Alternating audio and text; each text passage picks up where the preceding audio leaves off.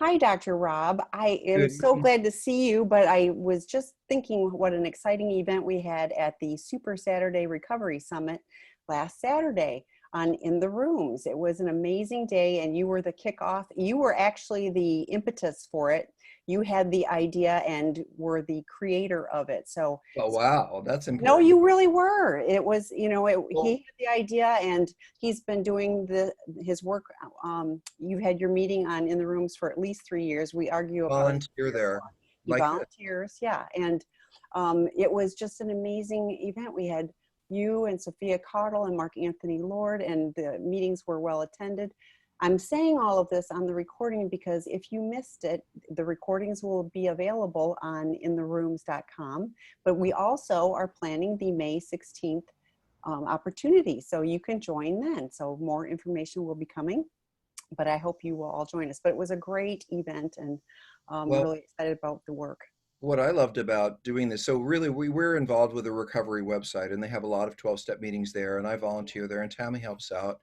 And we just thought, well, why don't we, well, this is how I put it to them. I said, I tried to find some therapists that had nothing else to do on a Saturday and put those lazy therapists to work.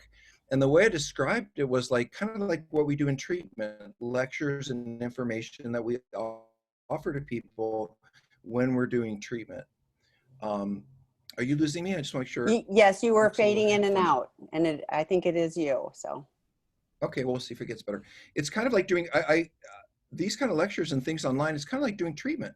Well, these are the same kind of information that we give on our treatments or any treatment center, learning about grief, learning about addiction. Why don't I sign out of the room and sign back in, and please maybe that will do, and help? then I'll watch for you. But so that you know, on www.intherooms.com, you do have to register. So if you haven't already found that location, there's great content. There's meetings, all different kinds. Dr. David Fawcett, who is on this platform on Wednesday nights, also is doing a chem sex group on Tuesday nights on that platform. So which is an unusual meeting that's not a typical, you usually have to go to this or to that. And so to have it be the combined meeting, is a real benefit for, for everyone. So anyway, so I would invite you to check out that platform if you haven't done so already, but then you can also see the recorded sessions and also hopefully join the one that we're going to offer on May 16th. So okay, Dr. Rob, we already have questions stacked up, so let's get going. Wait. I wanted to say what I Oh, wanted to say sorry. about the You're still cutting in and out. Sorry. weekend. So all I wanted to say was, all right, give me a minute. I think it's part of his, well, I think his Wi-Fi stinks, and I'm going to say that because he's not on, but I think his Wi-Fi is not great, and he's on kind of a hilly area, and I think it's not great. So he'll tell you more about the In the Rooms. But I'm going to go back to the great resources on sex and relationship healing. I mentioned the podcast series, Sex, Love, and Addiction. And you can find it on various platforms like Spotify, Apple, Android, etc. on sexandrelationshiphealing.com. But we're launching a new podcast series that should be out within the next week or two. It will be live. So that will be coming shortly. So go ahead now and say what you were going to say. Well, I don't know if it'll work or not, but hopefully it will. Is that better? Yes. So I just want, I was using a computer, now I'm using a pad, and for whatever reasons, pads work better. So what I loved about working on In the Rooms this weekend and volunteering was the following, that me and two friends reached 1,000 people this weekend to give them messages of hope and information and support. And that's what I love. I won't meet that 1,000 people. You won't meet those 1,000 people, but every one of them, I'm sure, got a little something out of what we all had to share and teach on In the Rooms. And that's what I really love about the whole thing, is giving it away in that way. So anyway, that was fun for us. Yes, it was. It was great. So first question for tonight, how important is it for an addict to have a sponsor or accountability partner? He says, I'm his accountability partner, which 1, I have no desire for that burden. 2, if this is true, he would not have had slips over the past few months with masturbation and porn. I asked if he called his sponsor when he slipped. He didn't. And I only became aware of the slips. We'll keep moving. Okay. Because I That's asked. okay, not important. not because he came to tell me. His rebuff is, when I get triggered or tempted, I just talk myself down and I'm fine. I don't need a sponsor. This scares the living crap out of me, and he feels like he can battle his addiction on his own merit. Yes, thank you. I'm just like, oh my gosh.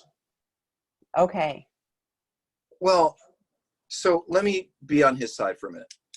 I think that a lot of men who are successful in life, I don't know this man, so speaking in general, maybe they've been able to figure out business problems, maybe they've been able to figure out financial problems or whatever their issues are, and maybe they've done well in the world.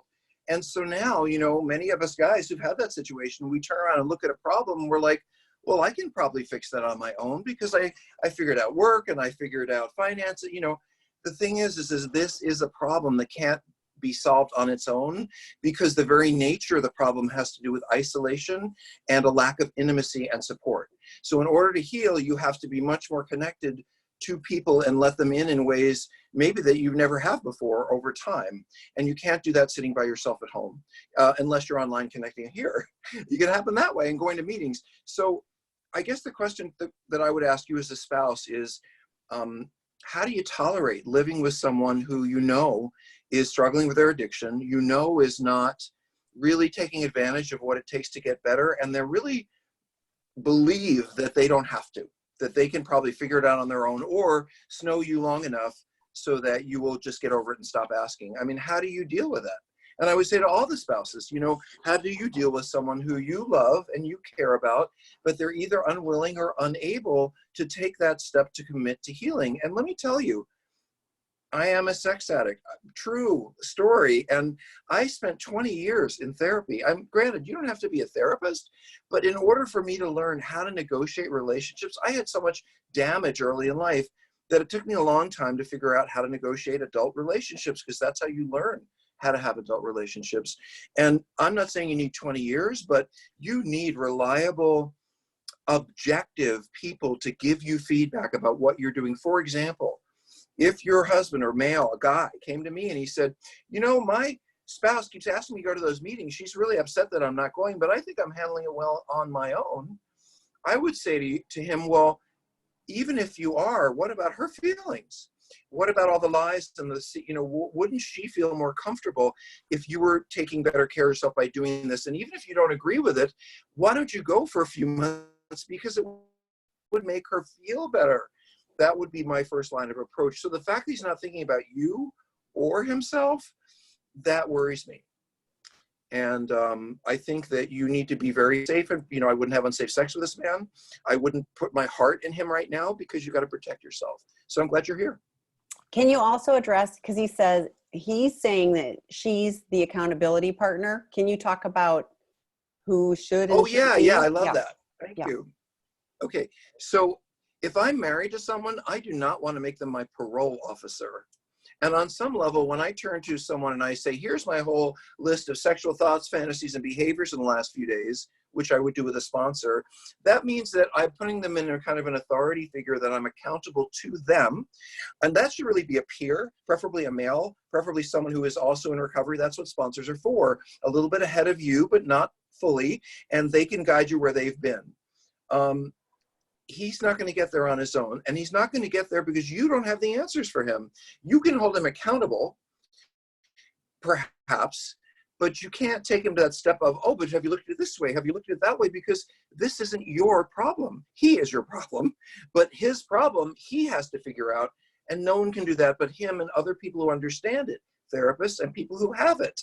So for every reason, if only that you don't want to become his police officer in a marriage, you cannot. And I would turn to him and say, that's not my job. I don't want that responsibility, and you need to find someone else. And if he turns to no one, then he's going to have to struggle with that. But I would no longer I would follow your intuition and not take that job on. Thank you. Okay, next question. Hi, Dr. Rob. My husband is a chem sex addict who is currently in his 8th week of recovery at a drug treatment center. After he is done there, he will be continuing to a residential program for sex addiction. He is asking me to send him his laptop from home to use for his virtual programming and groups. He has been using his phone. Earlier, I had insisted that he install a filtering program on his phone, which he did willingly. He easily disabled it though because it slowed down his internet too much. So my conclusion is that the internet filter systems are worthless. I'm inclined to let him have his laptop because I'm tired of being his parent. I want him to be in charge of his own recovery, and if he wants to act out, he'll find a way to do it anyway. Is my logic sound? Do you see any potential problems? So Tammy, I think this is one of those questions that has about 10 questions inside of it. And I think if you could break a couple of them down for me, that would really help. Yeah, so he had a filtering, so he's working on the sex, or he's working on the chemical dependency. He's in treatment. He's in treatment for chemicals, not sex. Right. He had a filtering program on his phone, which he disabled. Okay, well, can I just say one thing about that? Yes. Wait, can I just say one thing about, I know Yeah. I'm maybe not getting perfect connection tonight, but I just want to say that I think it's really important, I believe, that people go to places where both things are done at the same time. And one of the reasons we opened a treatment center is so that people with drug problems, see, here's the deal.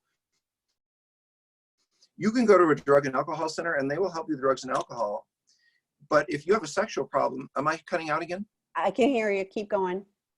You know, I can move to another part of my house to see if that helps, but this is unusual. This is really, yeah, this is challenging tonight. Or maybe get rid of the background, because the background takes internet. All right, let me see if I can do that. Try do that. Hold on a sec. Thank you for bearing with us during our technical difficulties. Well, it's unusual, but here we are. It is, yeah, but that should help because I know it takes a lot of bandwidth. So okay, good. Let's try it. So let me try again. Feed me this question. And so let's it's the laptop. So he's got you were talking about getting treatment for both at one place rather than dissecting it. Yeah, I just for everybody, if you're, this person has done what they've done and I'm sure they've made good choices. Still struggling? No, it's good right now. I'm sure that the person has made good choices and this family has best that worked for them.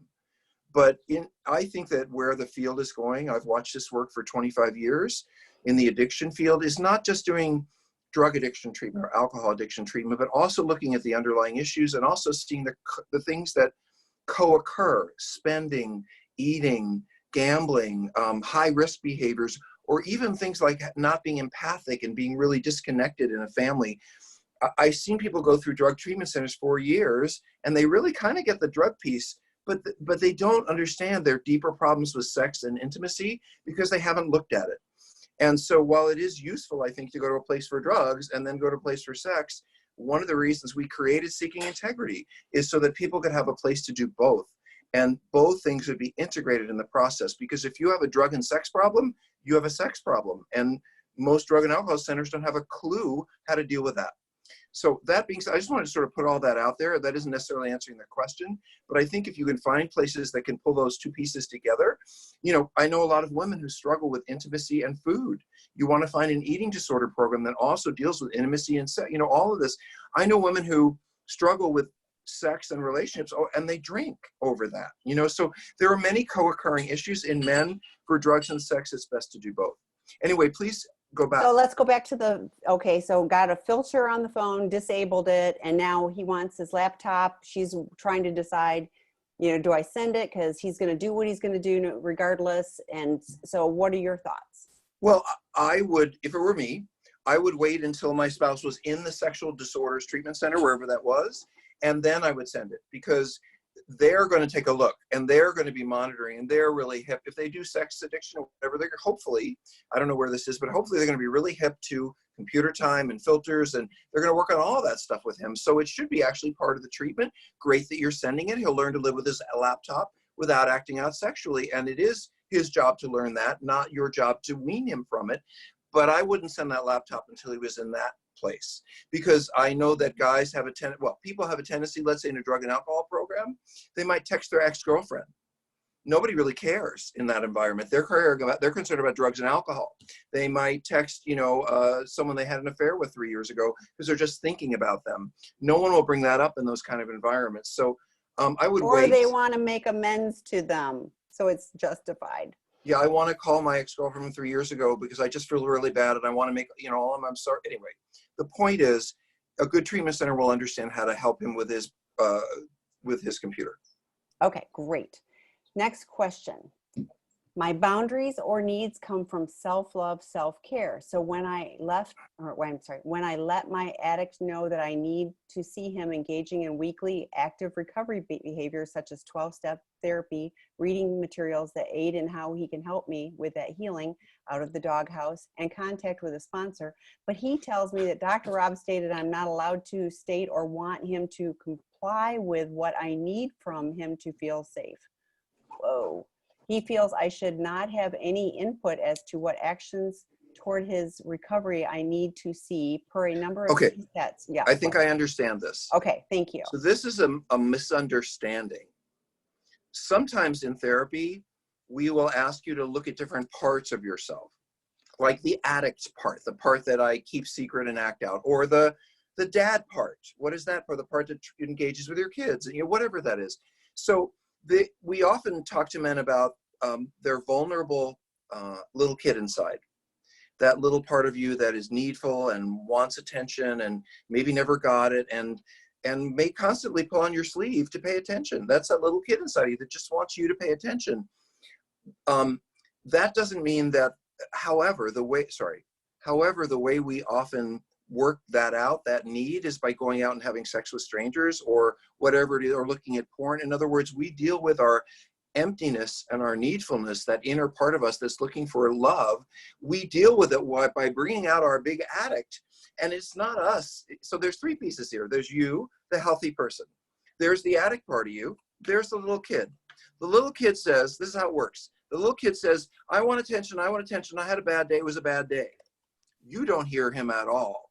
The addict part of you says, oh, we have a need. I know how to fix that. We'll go out and look at porn or have sex with a stranger, or you're just along for the ride. Your job is to understand that the addict has been a friend to you because he has protected that little kid who is so vulnerable and needful.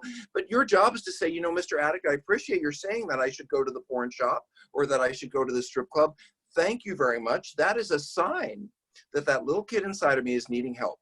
Thank you, Mr. Addict, for, you know, saying, hey, I want to go drink, I want to go use. That is a sign, not that I'm thirsty or horny, but that I am needful, and that that little kid inside of me needs attention and validation. And I can prove this to you, because anytime you feel like acting out, which I believe is your emotional needs showing up and saying, we need something. If you go sit down with somebody in recovery and you spend 2 hours talking and having some laughs, that desire to act out will go away, because you have met that need with community and connection and relationship, and all of a sudden the desire to act out isn't so important. So you can, the need, the inner part of me that wants to get my need met and wants it met right now, needs you to stand up and say, I'm not going to let your needs be met, little boy, by going out and having sex with strangers. I'm going to take care of you, and we're going to talk to friends, and we're going to have coffee, and we're going to play baseball, and take that little part of you and have fun. The addict needs more direction about how to step down. You're going to add to this, Tammy. Good, please. Well, I just want, because when I'm reading this, to me, it's like I'm a partner and I'm telling my addict what I need. Oh, well, that's a whole different story. I know. And I was like, I love where you were going with all of that. And it's really valid. But so I was rereading this and I'm going like, I think this is a partner saying, I have these needs, and the addict's going, nope, you can't burden me with those. Now, if I'm reading it in the way it's intended. Okay, well, thank you for sharing. Well, so I gave a really terrific answer to the question of, how do I deal with the different parts of me when they're at war? There's a part of me that wants to act out. There's a little kid part of me that just wants protection. And I just don't know, how do you deal with all that? And the answer is connection and asking for help.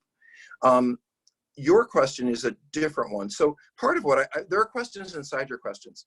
Like if I was involved with someone in recovery and they had 18 months sober and we were really working on relationship things and I was feeling like they were getting somewhere, I would probably expect that when I start saying I need this and I want this, that at least they would say, tell me what you mean or help me understand that. They wouldn't just dismiss me. However, I think when someone's 6 weeks into recovery, 2 months, they barely have any they don't know what the heck they need. They're just getting their feet wet. They're scared to death you're going to be angry at them. And that they probably, you can ask them for your needs met, but they're probably not going to have a clue what it is you even mean, because they don't even know what their own needs are. It's so early in the process. So we have a thought about this in therapy. I got this from Sylvia Jason, just to say it. Just a friend who mentioned this idea that if you're in a relationship that is broken by infidelity, that in the first, and you're both committed to saving it or working on it, it's important to both of you. What we talk about is the concept of a safe harbor, where you put that relationship in a safe harbor for about a year, and you say, look, we're not going to leave, we're not going to divorce, but we're not necessarily going to get all lovey, sexy. We're just going to spend a year agreeing that we're both going to work on this. And in that way, you know, you can experiment with trying to get your needs met, or trying to, it may work, it may not. It may work at 3 weeks or 3 months or 10 months. By the end of the year, you should be able to say, you know, honey, I'm articulating my needs to you. Can you understand what I'm saying? And can you, but so a lot of it is timing. But I love that concept, Tammy, of a safe harbor, because couples, you know, I really believe a lot of couples don't want to just divorce. Like, they're not ready in the beginning. They don't know what to do. They don't know what truck hit them. So anyway, that's a little bit of that. So yeah, and I want to just, I know we're spending more time on this, but I think this is important too, because it says, but he tells me that Dr. Rob stated I'm not allowed to state or want him to comply with what I need from him to feel safe. And that just, like, I know you pretty good, and it doesn't. What do you think, Tammy? What do you think I would have said? I think, like you were just saying, that it's like you aren't going to be able to deal with all of those, but you've shared on this platform a number of times that, you know, partners are looking for safety, so they aren't going to be able to show up. But to be able to, you know, put your hands on your hips and go, Dr. Rob said you can't do that, doesn't sound like anything that you would really say. Well, one of the things I'm concerned about, you know, that part of it is, why isn't this man saying, well, I don't think I can meet those needs, those are overwhelming to me, or I'm the problem, I'm focused on me, why do I have to focus on you? I'm not sure what he's saying, because it's almost like sarcastic or angry. And I would wonder what he's really trying to say. What's really going on there? Maybe he doesn't, who knows? But there's something underneath that. And Tammy's right, that's no way to act with your partners being real and vulnerable with you. Okay, next question. I have read your book, Out of the Doghouse, and have a question regarding formal disclosure. You mentioned that it should take place no more than a month from the initial disclosure of cheating. Can you elaborate on that and why that is? I know us, I have to go look this up. I know.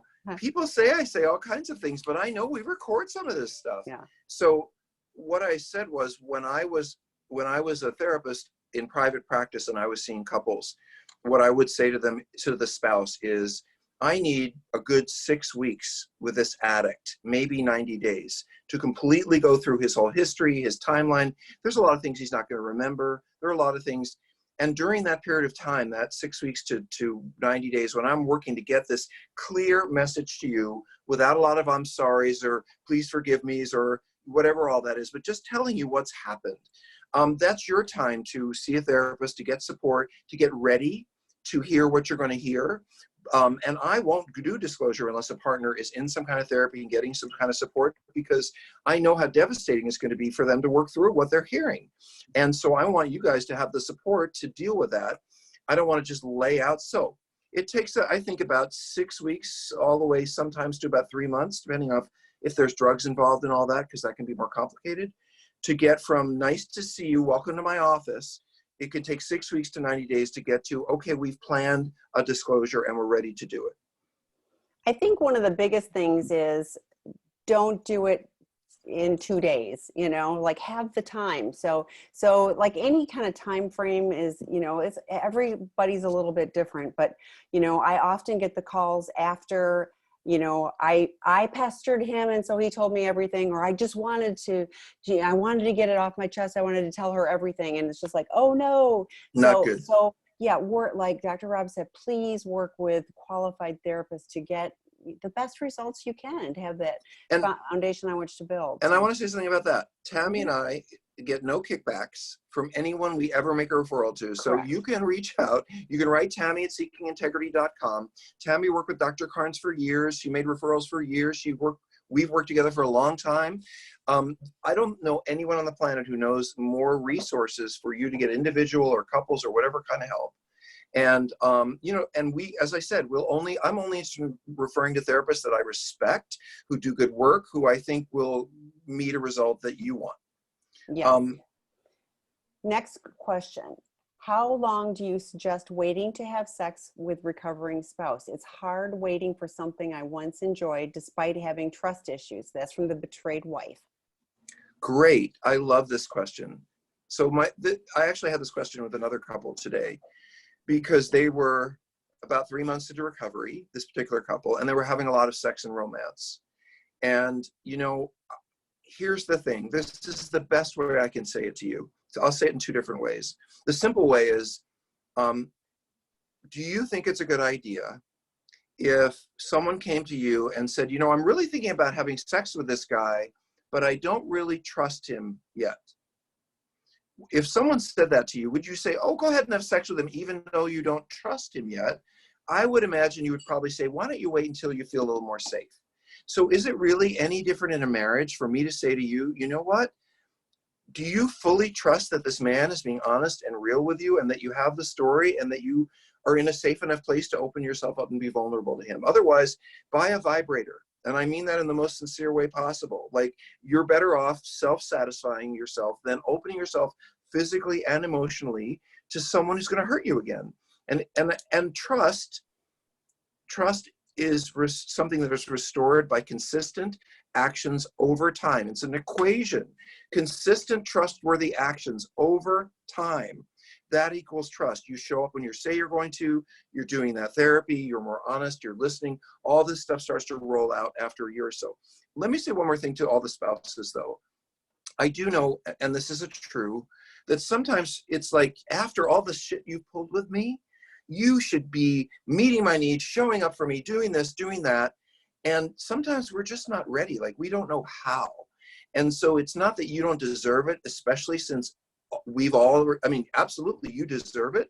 But I don't necessarily know how to show up for you, communicate openly with you, be more empathic. Those are concepts. But for someone who's an addict in early recovery, first 6 months, that's all they are. So it's important, I think, for spouses to understand that we addicts are on a trajectory of healing and really getting in touch with what we've done to you and how to make amends for it. That can take 6 months or even longer.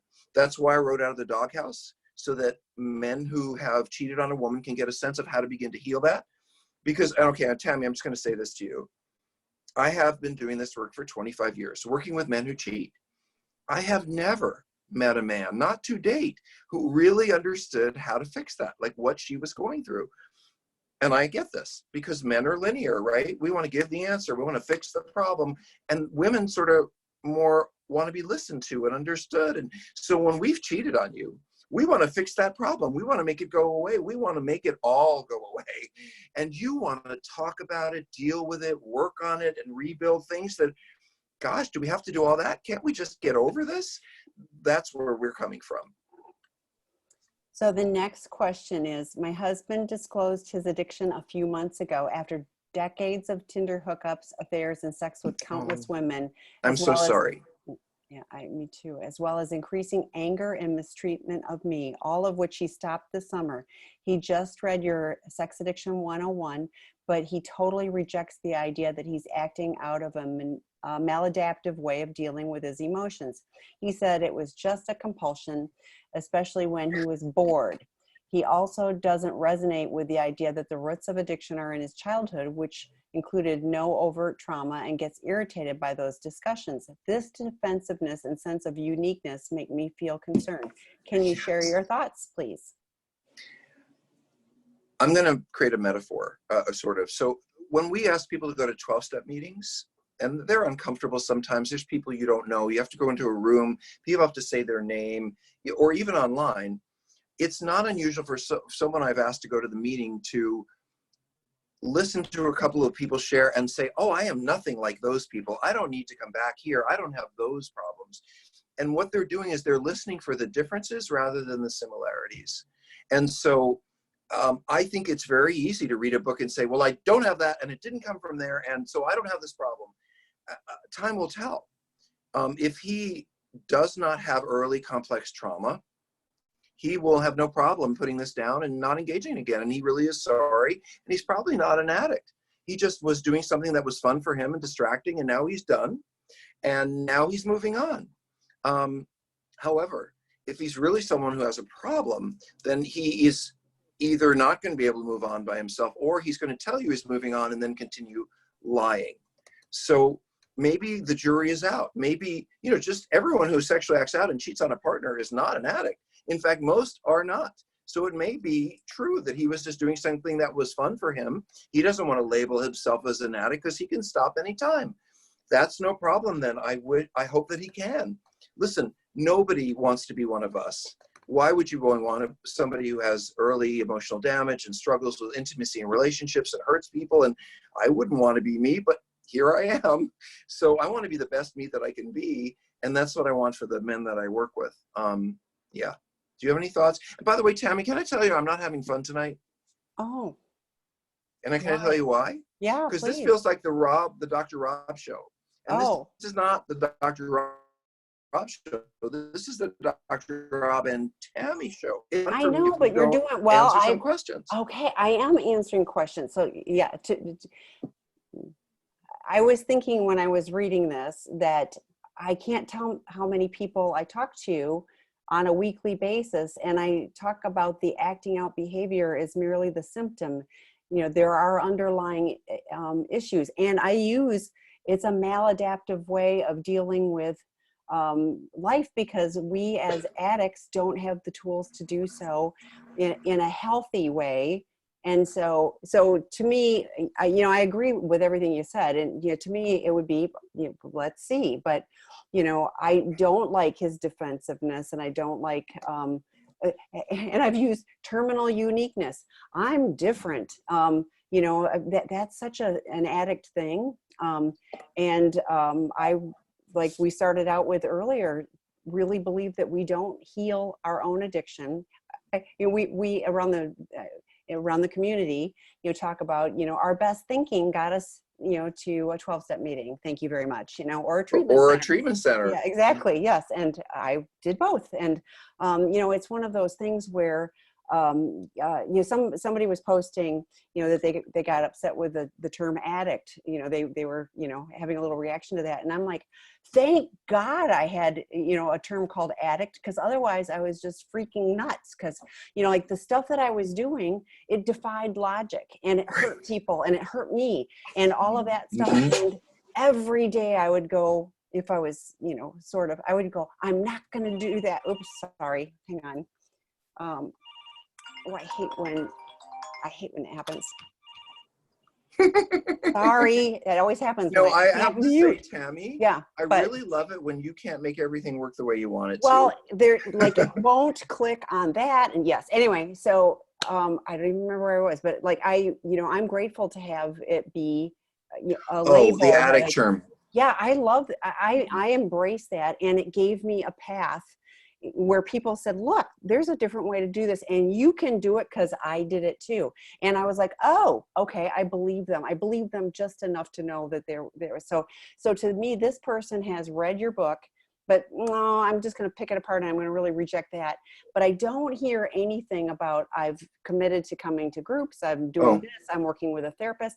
I don't hear anything other than I read a book. And I'm sorry, but reading a book isn't really going to, I do want to say, something briefly about cheating, because I wrote a book called Out of the Doghouse about men who cheat. And so I had to come up with a reason that men cheat, or at least what I was going to call it in psychological terms. And I understand that if you're a sex addict or a porn addict, you actually have mental health pathology, like you have issues. Being an addict doesn't mean you have issues. But if you just cheat once or twice, what does that really mean? And I just want to suggest that one way to look at that is immaturity. The person who can walk around in the world and think to themselves, oh, well, I'll do this over here and it won't affect my spouse, or what I do, what they don't know about won't hurt them. To me, that's really immature, because a mature relationship, and I really mean this, means that you have your partner in mind all the time. When I go to the store, and this is actually true in my life, when I go to the store and I look at, well, I'm married to a man, right? So when I go in the store and I look at sweaters, I don't just think about sweaters for me, I think about sweaters for him, like he's always in my head in a good way. And so now in recovery, I wouldn't want to, it would be very hard for me to go do something in the world that I know would hurt my partner because he's in my mind and heart all the time. And so what we do as addicts is we work very hard to put partners out of mind and out of our feelings and thoughts so that we can get away with what we want to do. So whether the man you're involved with is immature, possible, or he really truly has an underlying problem with compulsion or addiction, you're going to find out, because if he doesn't get help for it, he's going to go back to it. And if it isn't a problem, he'll mature. Yeah. And, well, and the overt trauma, I mean, it's really like that one's always, oh, I didn't have any trauma. And then, Oh, well. I know, the clinical team starts unpacking things, and there's all kinds of levels and layers, but, we as children and even growing up, that was normalized, and that was just how it was. And so, so it's challenging to be able to identify and hold the space for, oh, that really was not, a normal whatever. So. And I wouldn't use maybe the word healthy. That wasn't a healthy Thank upbringing. you. That's a better. Only because everybody has a different kind of upbringing. But yeah. But I want to say something else about that too. Is that we I'm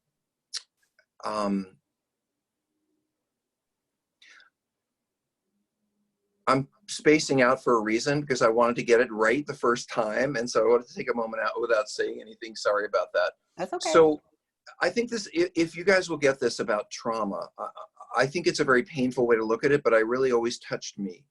I used to work in group therapy. Well, I still do group therapy with the guys in our treatment center, but I used to do groups for long periods of time. And when we would get into trauma, really talking about what had happened to some of the men who had neglect, they'd been latchkey kids, nobody been around. They just figured, they thought they were privileged because they were so smart. They could take care of the house and no one was there. Like they had their own way of interpreting what had happened, those kinds of things. Some of them later would say, oh my God, it sucks. Here's the painful part. I'll just get to it. I had men who were neglected or emotionally abused who would say in group therapy, I wish I had been hit. Because at least then I could say, yes, that happened. I can see it. I remember it. But now it's my turn. Someone being emotionally unavailable, someone just not showing up for me or not being around, like that's a lot harder to say that really hurt. One more thing. Let me turn this off. Welcome to Our lives, yes. Q&A. This is just, it's kind of funny. So, okay. You want to say one more thing? Please do. Well, it's the emotion. It's the nature of our emotional lives to think that how we grew up was how everyone grew up, and our experience was everyone's experience. And actually, and I've lots to say about that, but the reality is that being among people who struggle in life, one of the things you find out is that their struggles came from somewhere. They weren't born bad. They weren't born to break people's hearts. They weren't born to have intimacy and sex problems. They learned them. And a lot of these problems were at 4, at 6, a survival skill, to disappear, to separate from someone, to have a place to go in your head, to feel better. It may be a problem because that place in your head now is porn. But when you were 3, that fantasy might have saved you from a really ugly reality in front of you. So, but you didn't get hit. Maybe they just yelled. Maybe they just screamed. Maybe they just weren't there. I want to say one more thing about that, Tammy. I had a client. We had a client at Seeking Integrity. That's our treatment center. If you folks have any interest, seekingintegrity.com. But we had a guy there, and he said, and he went through his history, and it was awful. I mean, this is someone who knew that he had a really horrible history. And he said to us, but at 17 years old, I decided that I was going to put all that behind me, that was not going to affect how I lived my life. And here he was, 25 years later, in our office, an alcoholic who had been hitting his wife. He never wanted to be an alcoholic who was hitting his wife. He really believed and tried very hard, I think, to put the past behind him so well that he became successful in business and he did okay. But what he couldn't handle was his emotions and the world of intimacy, because that comes from early childhood learning before you are 7. And if you didn't get it, you didn't get it. What this situation is, time will tell. I'd like you to elaborate on one more piece, because you talk about trauma. Let me reframe. There are many therapists and people that want to go do the trauma work. And you have talked about how important it is to have, kind of stabilize the container. So could you elaborate on that, please? Well, there's two pieces to this, but I feel good about this discussion, Tammy, because I was talking to a psychiatrist the other day, and she said, what about all of this trauma work that people are doing, somatic this and, what about all that? What do you really think? Are they healing trauma? And this is a psychiatrist asking me, which I was very honored. I just thought that was nice. But anyway, this is the answer I gave her. I said, I don't think we ever healed trauma. If you slice my arm now, when I'm 6 years old, the scar will show when I'm 60. So the connections that my brain makes when I'm 2, 3, 4, 5, 6 around issues like safety or getting my emotional needs met or what I have to do to get attention or whatever any of that is, those are pretty set in stone by the time we're 7. So how we approach and engage relationally is a lot about what happened early on. You can get to be very successful and do really well in life intellectually, but in order to succeed emotionally, there are certain backbones you just need to have growing up. And if you're someone who's having sex with 12 people a month and also trying to carry off a marriage, and then you get found out, and then you go back to that, then you're telling me you belong in the category of damaged people like the rest of us. Thank you. Okay, next question. I'm a partner. Sometimes it feels like I hear one of two extremes, either stories of addicts who have plunged into the work and achieved some level of success with recovery, or scary stories from partners who have been burned and tell us never ever trust our addicts or hope that things can get better.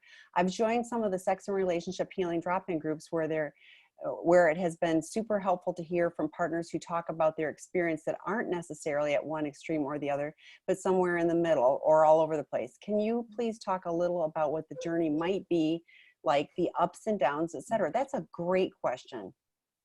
Well, I have to say from the get-go that everyone's journey is different. I was not able to stop having compulsive sex with strangers for 3 years. That's how long it took me in 12-step program and in therapy. But I was really, really, really broken. So, and I didn't have much motivation. I wasn't in a relationship. I didn't have much to lose. So it took me a lot longer, I think, than someone who's saying, I want to hold on to this and I'll do whatever it takes to hold on to it. Can you ask again, Tammy, the rest of it? Sorry, I lost my thread. So can you talk a little bit about the journey might be, the ups and downs, etc. So rather than it's all good or it's all bad. Right. So, if you think about alcohol and drugs, my expectation of somebody who gets sober is they don't drink and use anymore. They don't use mood altering substances. When they have a headache, they take Tylenol. That's the way it goes. My expectation of someone who's a compulsive gambler is no more unsecured debt, no fantasy football, no stock market, no casinos, none of that. And you know what? You can live a really good life as an alcoholic who never drinks again. Ask Tammy. Yes. You can live a really good life as a gambler who's just enjoying life and no longer gambling. But when it comes to naturally occurring functions, and I'm thinking of 2, food and sex, and women can more readily identify, honestly, with food running off the rails. Men can more readily identify with sex running off the rails. So, and if you think about that, anybody who has struggled with food, like you meant to not do it, you really try, you have this commitment, that's a little bit of what we struggle with around sex. But here's the deal. If I were going to get into recovery and I had a food problem, you would not say to me, okay, I know how to fix your food problem. Don't eat anymore ever, right? That would not be fixing a food problem. We need to eat in a healthy way to be healthy. So that means that the person who's trying to get well with an eating problem, they're kind of always going to struggle a little bit when they're under stress, when they're having a difficult time, because that's when those feelings are going to come up.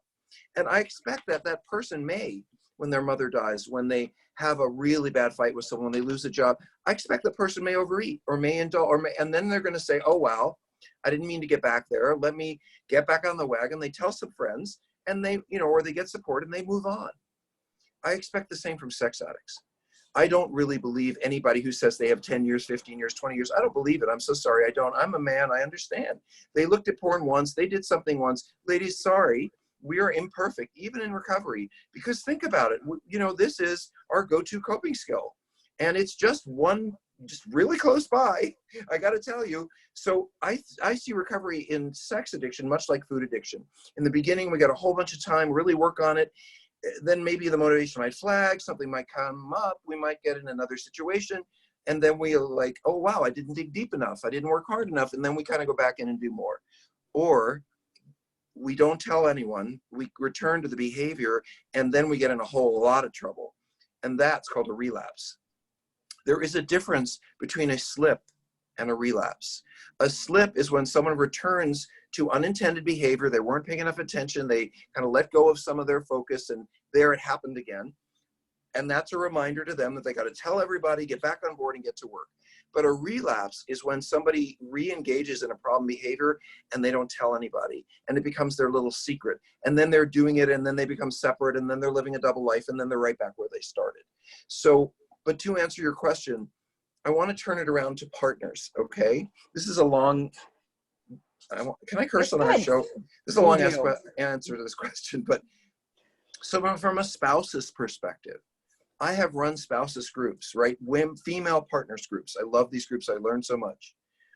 And I can recall a group where a woman was sharing, she was about 2 people away from me, and she had been married. I don't think she was married. She lived with this guy for like 1.5 years, really liked him.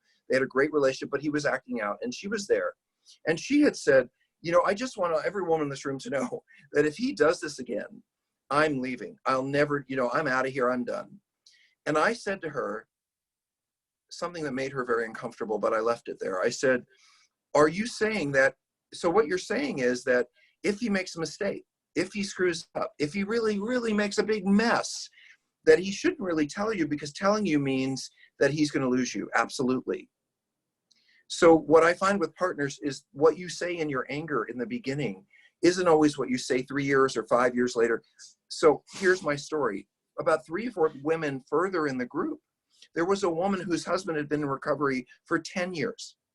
And about 7 years in, he started an affair with his secretary. And it wasn't long before his life fell completely apart. And this woman who'd been through, she'd done her own work, her own support. I said to her, how did you handle that? And the woman who was younger was like, why didn't you leave him? And she said, I loved her answer. She said, why would I screw up my life because he fell down on his face? Let him work on it and pick himself back up. I'm not going to lose half my life, half my relation. But there's a difference between being in a relationship for a couple of years. You tend to say, oh, well, maybe this is enough suffering, I can move on. And being in a relationship for 15 or 30, where you say, you know what, we have so much here that I'm willing to work harder, to even if it's hard.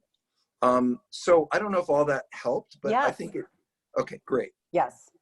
And interestingly, let's talk about another one.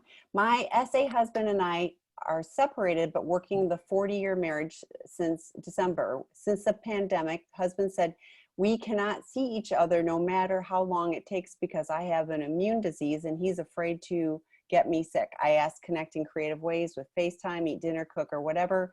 He will not commit, refuses outside social distancing to talk and see me. We talk on the phone daily about his job and the weather. He has intimacy, anorexia, avoidant, and APD. His temp is working from home. He temp is working from home. Go ahead. I'm confused whether these people are living together or they're not living together. I think they're not living together. So, because it says they're separated, they've been married 40 years, but he's refusing to engage with her other than on the phone. My gut says, and this is where I'm going, my gut says he is not sober and he is drinking every night too. He has been more defensive and is highly stressed with work. I feel isolated, hurt. This is an excuse, controlled. He blames his 10-hour work days as no time.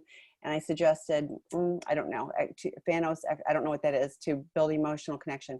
Dr. Rob. Thanos is, well, we can tell you later. Okay. Can this isolation fuel the intimacy anorexic and risk recovery in his porn masturbation addiction? What am I missing? I'm taking time to really work on myself in recovery. So thank you. Glad you're working on yourself in recovery. Let's talk about all that other stuff, Dr. Rob. So I can only think one thing like this, and this, you know me, like, I just want to get a lawyer.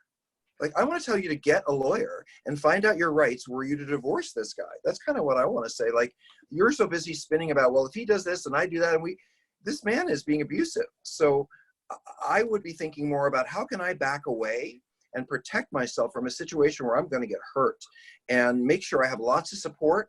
And so anyway, Tammy, can you jump in there? Because I 100% agree. And when when she's going, I think this is, an excuse. And I'm like I started reading this and I was like, oh, this seems like an excuse. Because, you can, my husband's working from home, if he's safe and I'm safe, we're safe. Well, So, And so if this you've feels been like an home, excuse. Yeah. and if I've been home for 2 weeks and you've Hmm. been home for 2 weeks, I can go hang out with Tammy. Yes. We will still take people in treatment if they have Yes. quarantined at home for 2 weeks, because if they haven't gotten sick in 2 weeks, they're not going to. So if he quarantined in his office for 2 weeks and then he was well, he can go live with you. So that's just, we've been quarantined for a month. So Yes. that's, I don't know what he's up to, but wait, let me just say this one thing, Yeah. Tammy. Trust your gut. This is the most important thing I can say to you spouses. We spend years saying, oh, that's not true, or that won't be a big deal, or don't pay it, or look over there. We do that for years. That's our gaslighting of you. You have to trust. You may not be right all the time. Maybe we were late because we were getting the groceries, but so what? You were right most of the time, and that's good enough. Trust what you're feeling. And I wouldn't trust this guy. I 100% agree. And it's like, oh, I'm working 10 hours. But I also hear you say, I think he's drinking again. Like recovery is all of the stuff. It's not just like, well, I'm not doing porn and masturbation, but I am drinking or I'm doing this. It's like, that's just the other form of numbing out. So like he would be in our co-occurring addiction program at Seeking Integrity if he came for treatment. So. And let me say something about that, just as it's a Please. good information piece.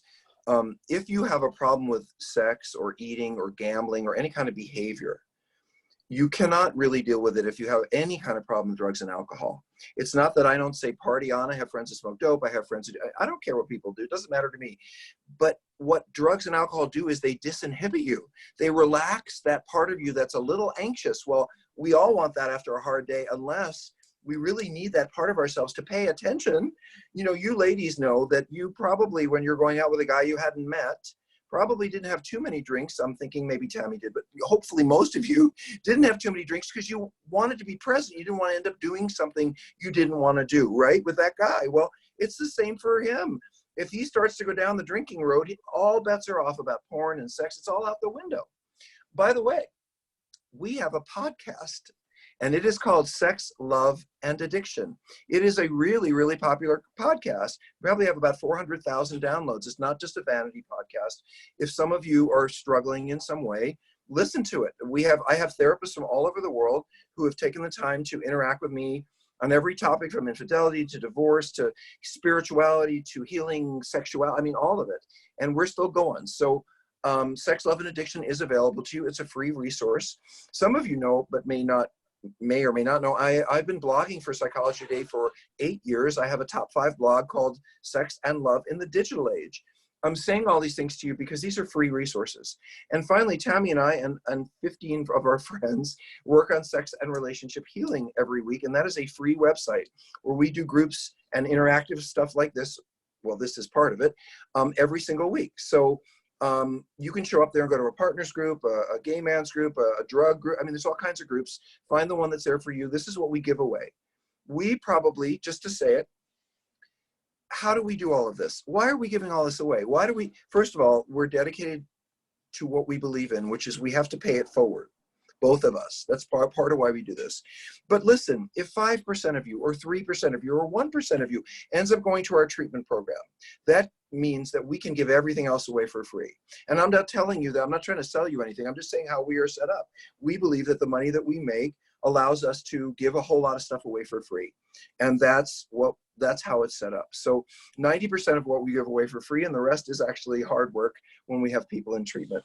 Tammy, do we have any more questions? We have lots more questions, and we do have okay. time for more. So this one's an interesting one. Did you always know you were going to be in the profession you are now? Before I started recovery, I was studying to become a therapist and volunteering on crisis hotlines. My mental health declined, and instead of applying to graduate programs, I got a receptionist job that wouldn't be too demanding of my mental faculties. 3 years later, I'm now an office manager, but I'm feeling lost and futile in my job. I'm early in recovery, and I know it's not recommended to have a big life change in the first year. My parents are pushing me to go to grad school, but I fear my motivation for pursuing therapy was to seek others' needs as a way to avoid addressing my own needs. Well, there's a lot of things in that. First of all, Yes. I really admire whoever this is for their insight.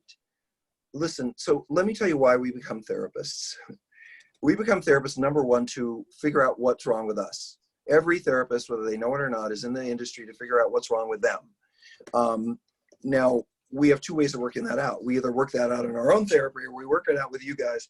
And as I said, you know, having a lot of therapy under my belt makes me a lot better therapist for you. But I got into this field because HIV/AIDS came along, and I was in recovery for sexual issues.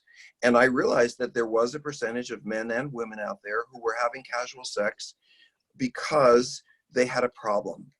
And I knew that HIV wasn't going to scare them because cigarettes didn't scare me. I smoked my head off, even they told me that was going to hurt me. And I knew I saw what is HIV. So I got in the field because I had a passion for wanting to help people understand how their problem sexual behavior might lead to a disease. Interestingly, in ways that no one had talked about, because we weren't talking about sex addiction and HIV in the 80s or 90s. Interestingly, I wrote a blog today, which if Tammy wants to, you don't even have to, I'll tell you I where did to find see it. it. Yeah. Yeah.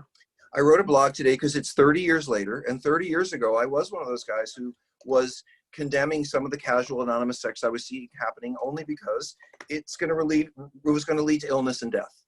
And I got a lot of pushback back then. You know, oh, well, you're against sex, you're against gays, you're against, no, I just want people to not die. That was where I was coming from. And here I am, I just wrote a blog today, which got published on Psychology Today, because, you know, Tinder and Grindr and Ashley Madison and all those apps are continuing to help people hook up during this time. And I don't think that companies should, while we're in this particular situation, should be encouraging people to have in real time hookups that are geographically located when when I can't go out of the house with a mask on. So I find myself in the same situation I was 30 years ago, kind of wagging my finger at a public and saying, you know, this isn't a great time for casual sex, even though other times may be. So all of that being said, I relate to your question. And I came into the field because people were dying.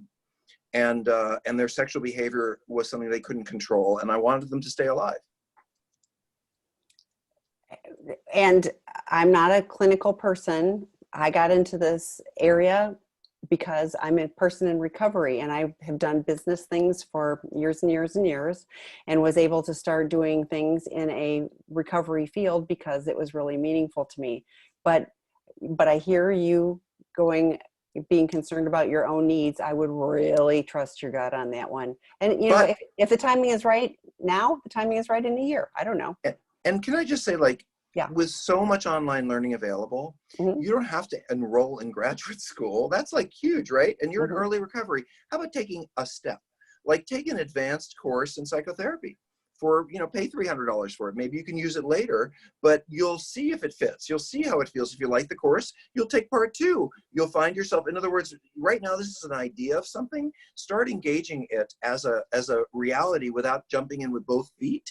And you might be able to figure it out that way. Hey, Tammy, I'm hungry. Can I go to dinner? I know, and there's so many good questions. I wish. Well, wait, here's the deal. Yeah. On Friday, I am back on intherooms.com. Every Friday, I spend an hour doing this exact same thing at 6 o'clock California time, not 5 o'clock. And last Friday, we had 220 people. So there were lots of questions, and the work is very similar. So stop by then.